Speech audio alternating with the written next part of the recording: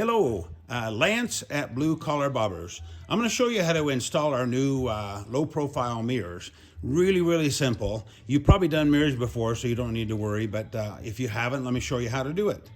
Okay, let's pretend this is a stock mirror. To remove it, most of the stock mirrors use a 17mm wrench here. So you just loosen this nut here, and then you unscrew the mirror. You'll notice I have a towel on my gas tank. The worst thing that can happen if you dropped a mirror on your gas tank and dented it. So I always put a towel on the gas tank whenever I'm doing this kind of stuff. Okay, this is our mirror stem. I took the mirror off just so I can, when I screw it on, it won't fall. Okay, run this nut all the way up toward the top of this bent area here. We want to expose as much threads as possible. So do that, and then just simply screw that down into the housing there. Screw it down all the way. I screw it down to where it won't go any further. Okay, that's about it. So what I want to do is I want to back that off because that's about where it's going to be.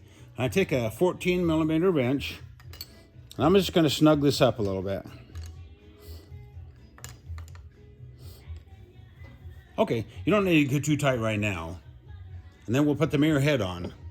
We give you the Allen wrench in the mirror so you can tighten this little screw on the back. So just slide that over the stem. I just go a little ways on, don't go too far because you want this mirror to be out this way as much as possible so you can see behind you real well. So I slid that on there. I leave maybe a 1/4 inch on the stem, then just snug it up just a little bit. The reason we don't tighten these right now, we want to sit on the bike and see if we can kind of adjust these so we can see back. So go ahead and do that. Once you sit on the bike, just take your wrench and snug this down. Now you'll notice I have this a little bit forward of the grip. That gives you a little more room for your hand. So a little bit forward, I'll snug that up. And then once you sit on the bike and you angle this properly, then go ahead and snug that Allen screw in the back. Make sure the Allen wrench goes all the way into the Allen screw. A lot of times people will strip it because they don't have it all the way in. So I put that all the way in. Give it good pressure. And then what I do is I go for a little quick ride, and then I come back and I double check and put a little more torque on this little Allen screw because you want that to stay tight.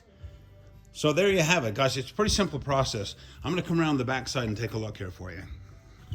You'll see how that's angled forward just a little bit that way, so it gives you a little more clearance for your hand. And then you'll notice I don't have too much of the stem hanging out there. Push the mirror out as far as you possibly can. There you go. Piece of cake.